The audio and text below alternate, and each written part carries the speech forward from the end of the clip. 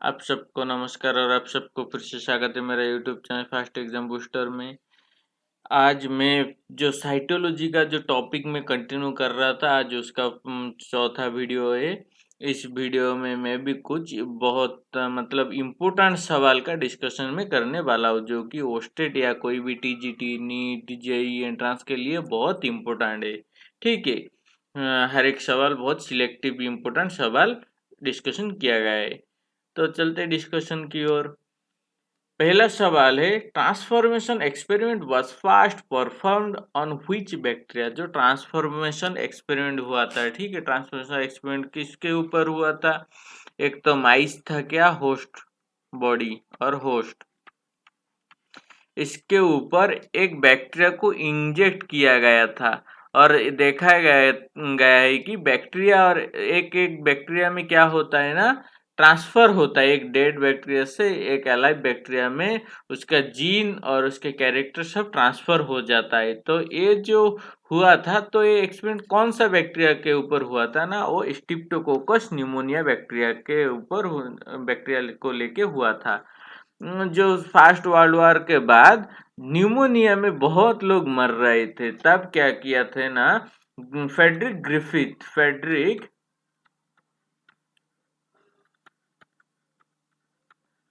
Griffith क्या कर रहे थे ना, वैक्सीन बनाने के लिए रिसर्च कर रहे थे। कि किस लिए रिसर्च कर रहे थे? वैक्सीन बनाने के लिए। वैक्सीन बनाने के जो रिसर्च में उनको क्या मिला ना, एक बायोलॉजी में एक उनका एक मतलब एक सफल रिसर्च हुआ कि ट्रांसफॉर्मेशन का उन्होंने एक सिद्धांत दिया कि ट्रांसफॉर्मेशन कैसे हुआ है। ठीक है। तो जीन ट्रांसफर का उनको पता चला। वैक्सीन तो नहीं मिला, लेकिन उनका मेहनत क्या हुआ ना, सफल हुआ। और उनको एक दूसरा जगह पे एक स्थान मिल गया और सक्सेसफुल रिसर्च माना गया है किसमें, ट्रांसफॉर्मेशन के लिए। नेक्स्ट देखिए, ट्रांसमिशन एक्सपेरिमेंट के बारे में थोड़ा सा लिखा हो कि किसमें कौन सा ईयर में होता है। 1928 में होता है। फेडरिक ग्रिफिथ ने किया था ये research. Bacteria are capable of transferring genetic information. जो जेनेटिक इन्फॉर्मेशन बैक्टीरिया में ट्रांसफर होता है। जो था बैक्टीरिया था स्ट्रेप्टोकोकस न्यूमोनिया, कहीं कहीं पे लिखा है डिप्लोकोकस न्यूमोनिया, और होस्ट था माइस। होस्ट बॉडी था कौन सा, माइस। माइस पे इंजेक्ट करके एक्सपेरिमेंट हुआ था। नेक्स्ट देखिए, purines of DNA are represented by. जो डीएनए का प्यूरिन्स है वो कैसे मतलब वो प्यूरिन्स कौन सा नाइट्रोजनियस बेस को रिप्रेजेंट करता है? देखिए, एक्चुअली नाइट्रोजनियस बेस कितने तरह का होता है? दो तरह का होता है।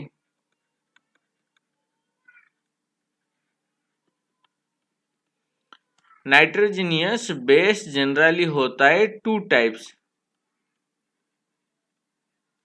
एक तो है प्यूरिन्स,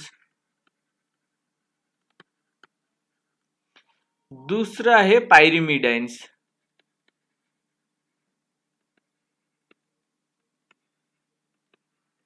पायरिमिडाइंस दूसरा, पहला प्यूरिन्स है, दूसरा पायरिमिडाइंस। प्यूरिन्स में क्या क्या आते हैं? Adenine, guanine.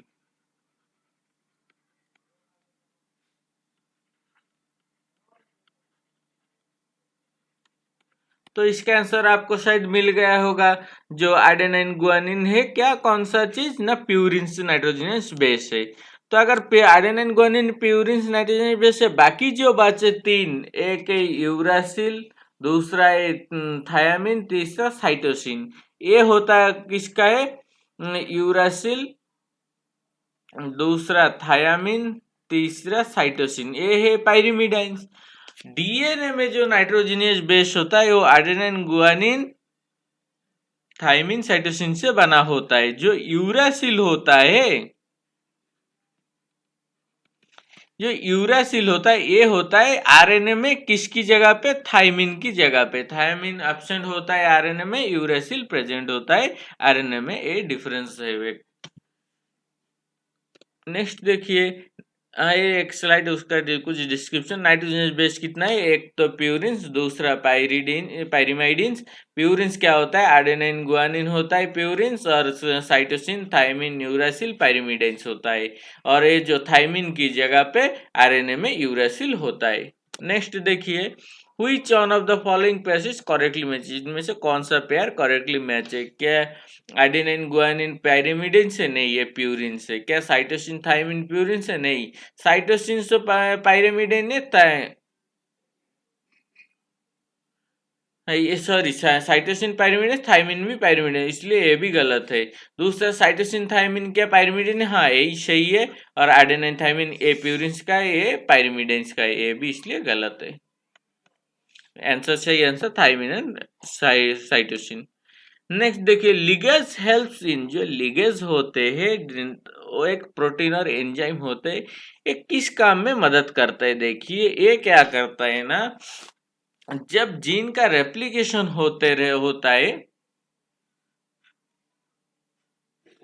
जब जीन का रेप्लिकेशन होता है तो यहाँ पे क्या होता है ना, जीन सेगमेंट में पहले अरेंज होता है, जिसको कि ओका की सेगमेंट बोला जाता है और फ्रैगमेंट बोला जाता है। और इन सेगमेंट और फ्रैगमेंट के बीच में क्या होता है ना, जो लिगेज होते हैं, ये जो लिगेज एक कैटालिस्ट की तरह काम करता है। कैटालिस्ट की तरह काम करने से ये क्या होता है ना, ये फिर बन के कंप्लीट हो जाता है और लिगेज नेक्स्ट जगह पे चला जाता है।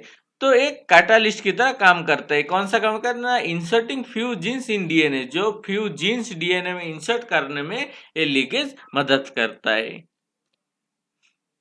A ligase is an enzyme that can catalyze the joining of two large molecules by forming a new chemical bond। उसमें क्या होता है ना, कैटालिस्ट की तरह ज्वाइन होकर रहता है और उसमें केमिकल बॉन्ड में एक नया डीएनए फॉर्मेशन करता है, ज्वाइनिंग। ये देखिए, ये एक डीएनए का टुकड़ा है, एक डीएनए का टुकड़ा है, इसको क्या किया है ना, इस जगह को लिगेज ने फिल करके रखा है। फिल करके क्या हुआ, जब फिल करके ज्वाइन होके केमिकल बॉन्ड फॉर्मेशन हो गया। ज्वाइन होने से क्या होना है, यहाँ पे धीरे धीरे धीरे धीरे यहाँ पे भी नाइट्रोजन बेस न्यूक्लियोटाइड बेस आके ज्वाइन फिल करके यहाँ पे डीएनए कंप्लीट चेन हो जाएगा। होने के बाद लिगेज अपनी तरह नेक्स्ट काम के लिए निकल पड़ता है।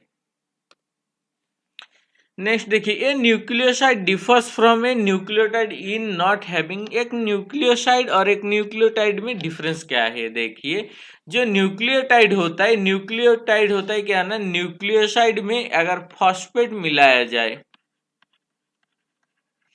तब होता है एक न्यूक्लियोटाइड। इसका मतलब डिफरेंस फॉस्फेट में है। देखिए, nucleotide equal to nucleoside plus phosphate. What is the type of coiling in DNA? जो डीएनए का कॉइलिंग होता है वो किस तरह का है? क्या राइट हैंडेड है, क्या लेफ्ट हैंडेड है, क्या जिगजैग है, क्या ऑपोजिट है? जो डीएनए का कॉइलिंग होता है वो होता है राइट हैंडेड होता है, ठीक है, राइट से लेफ्ट की तरफ। नेक्स्ट देखिए, operon model for gene regulation in bacteria was proposed by. जो ओपेरन मॉडल होता है जीन रेगुलेशन के लिए, उसको किसने प्रपोज किया था? जो ओपेरन एक सेट ऑफ जीन्स जो एक काम करता है प्रोटीन सिंथेसिस या कोई भी फंक्शन के लिए जो काम करता है, तो उसे ओपेरन बोला जाता है। तो ये जो ओपेरन मॉडल लैक्टोज शुगर को लेके होता है, तो ये मॉडल किसने प्रपोज किया था? इसको सबसे पहले जैकोब एंड मोनार्ड ने प्रपोज किए थे। यहाँ पे देखिए, François Jacob and जैकुस Monod.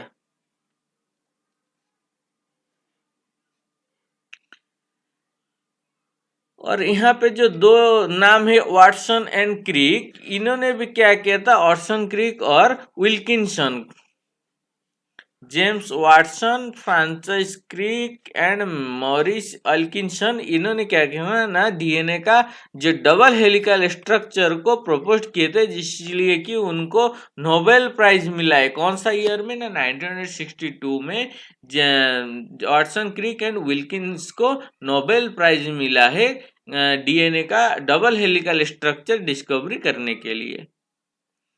Next देखिए, what is the correct sequence of process involve in central dogma? जो सेंट्रल डॉगमा होता है, सेंट्रल डॉगमा क्या होता है ना, जो डीएनए में जो जेनेटिक इंफॉर्मेशन होता है उसको फंक्शन में कन्वर्ट करने के लिए, उसका फंक्शन उस हिसाब से फंक्शन होने के लिए प्रोसेस को क्या बोला जाता है? सेंट्रल डॉगमा एक प्रोसेस है। तो ये कैसे होता है ना, रेप्लिकेशन ट्रांसक्रिप्शन ट्रांसलेशन से होता है। सेंट्रल डॉगमा का पहला स्टेप रेप्लिकेशन, दूसरा ट्रांसक्रिप्शन, तीसरा ट्रांसलेशन से होता है। The central dogma is the process by which the instruction in DNA are converted into a functional product. It was first proposed in 1950। 1958 को इसको प्रपोज किया गया था by Francis Crick, discovery of the structure of DNA. जो Francis Crick थे उन्होंने ही central dogma का आइडिया और थ्योरी को प्रपोज किया था, जो कि लेटर ऑन क्या कहता ना इनके साथ मिलके क्या ऑटसन के साथ और विल्किंसन के साथ मिलके जिनको नोबेल प्राइज भी मिला था। नेक्स्ट देखिए, which amino acid are present in histone. जो हिस्टोन प्रोटीन होता है उसमें किस तरह का अमीनो एसिड प्रेजेंट रहता है। देखिए, क्या लाइसिन एंड हिस्टाइडिन है, क्या वेलाइन एंड हिस्टाइडिन, क्या आर्जिनाइन हिस्टाइडिन, क्या लाइसिन एंड आर्जिनाइन है। जो हिस्टोन में जो प्रोटीन रहता है उसको बोला जाता है lysine and arginine. Lysine and arginine नाम का दो positive charge protein amino acid का प्रोटीन रहता है, पॉजिटिव अमीनो एसिड रहता है। देखिए, histone are composed of mostly positively charge amino acid lysine and arginine, lysine और आर्जिनाइन रहता है। डीएनए रेप्लिकेशन इज, जो डीएनए रेप्लिकेशन है वो किस तरह, क्या कंजर्वेटिव है, क्या डिसकंटिन्यूअस है, क्या कंजर्वेटिव एंड डिसकंटिन्यूअस है, क्या semi conservative and semi discontinuous. ये जो डीएनए रेप्लिकेशन है ना, ये क्या होता है ना, आधा टूटता है और आधा बनता है और आधा पहले से रहता है। तो इसे बोला जाता है semi conservative and semi discontinuous.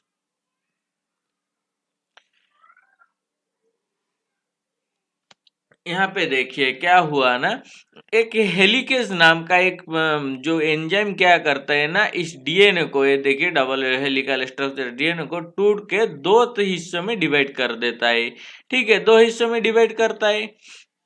दो हिस्सों में डिवाइड करने से क्या होता है ना, ऊपर की तरफ जो लीडिंग स्टैंड में फॉर्मेशन मतलब कंटिन्यूअस फॉर्मेशन होता है, और इस जो नीचे की तरफ क्या होता है, डिसकंटिन्यूअस फॉर्मेशन होता है। कैसे, यहाँ पे ओका की सेगमेंट की तरह ओका की सेगमेंट फॉर्मेशन करके होता है। तो इसे लैगिंग स्टैंड बोलते हैं, इसे लीडिंग स्टैंड बोलते हैं। और हाँ, जो आधा आधा डिवाइड हुआ और आधा बाकी फॉर्मेशन होता है, इसलिए इसे क्या बोला जाए, semi conservative and semi discontinuous.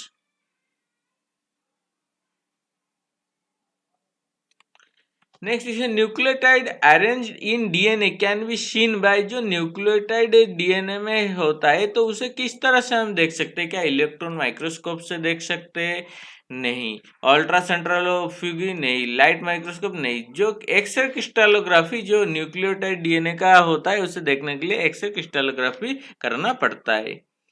Next देखिए, during DNA replication the stands separated by. जो डीएनए रेप्लिकेशन जो स्टैंड सेपरेट होता है कैसे होता है ना, देखिए वो होता है ऑनविंडीज एंड हेलिकेज प्रोटीन से होता है। एंजाइम हेलिकेज एंड ऑनविंडीज एंजाइम से डीएनए रेप्लिकेशन होता है। यहाँ पे देखिए इस डायग्राम में देखिए ए हेलिकेज एंजाइम है जो कि डीएनए को सेपरेट कर रहा है, यही सवाल था वहां पे। Who proved that DNA is basic genetic material? किसने प्रूव किया था डीएनए ही बेसिक जेनेटिक मटेरियल। देखिए इसे प्रूव किया था हर्षन चेज नाम का दो साइंटिस्ट, इसको प्रूव किया था कि डीएनए ही बेसिक जेनेटिक मटेरियल। वो भी कौन सा मसीहा में, 1952 में। डीएनए टेम्पलेट सीक्वेंसी ऑफ सीटी GATAGC is transcript over messenger RNA. आज देखिए, जो अगर डीएनए का ट्रांसक्रिप्शन इस तरह से तो ये ट्रांसक्रिप्शन मैसेंजर आरएनए में किस तरह से होगा, मतलब और आरएनए में किस तरह से होगा। देखिए डिफरेंस क्या होता है ना इस नाइट्रोजनस बेस को लेके। पहली चीज एडेनाइन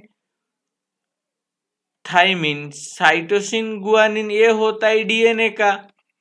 लेकिन थाइमिन की जगह क्या होता है ना, आरएनए में यूरासिल होता है। तो यूरासिल में हो तो आरएनए हो जाएगा वो। तो देखिए यू कौन सा पेयर में है और टी कौन सा पेयर में नहीं है। टी कौन सा पेयर में नहीं है, यू कौन सा पेयर में है, वही वाला आंसर होगा।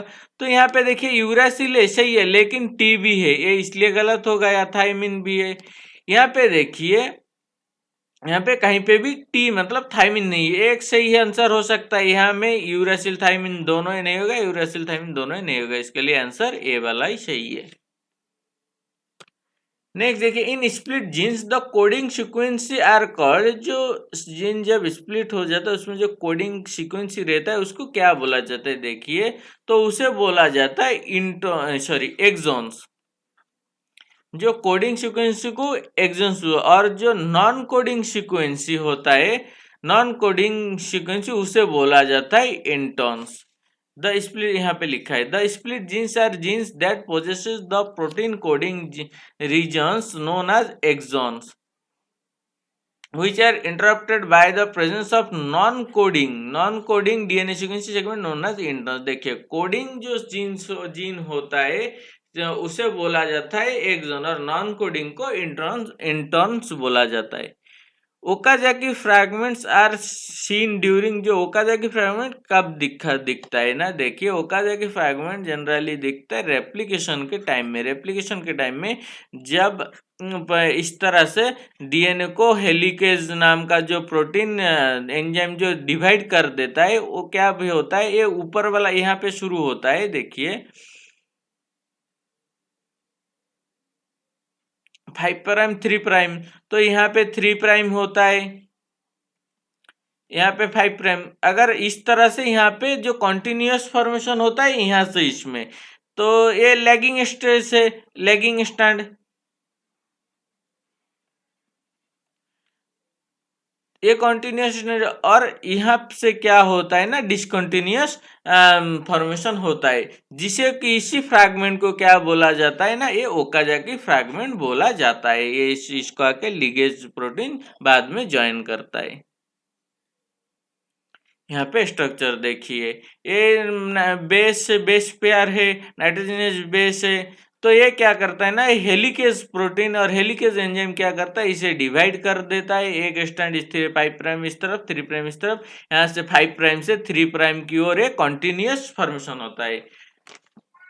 और यहाँ से क्या होता है ना, 5' से 3' की ओर कॉन्टिन्यूस डिसकंटिन्यूस फॉर्मेशन होता है। क्यों डिसकंटिन्यूस नहीं, यहाँ पे 5' से यहाँ पे 3' में खत्म हो जाता है, फिर से 5' शुरू होता है, फिर से 3' में खत्म हो जाता है, फिर से 5' शुरू होता है, 3' में खत्म हो जाता है। ये जो डिसकंटिन्यूस फॉर्मेशन हो, तो इसको ओकाजाकी नाम की साइंटिस्ट ने सबसे पहले डिस्कवर किया था, इसलिए आपको इसको ओकाजाकी फ्रैगमेंट बोला जाता है। तो आज मेरा वीडियो में इतना ही था। अगर मेरा वीडियो आपको अच्छा लगे तो प्लीज लाइक करें, शेयर करें एंड सब्सक्राइब करिए। Thanks for watching.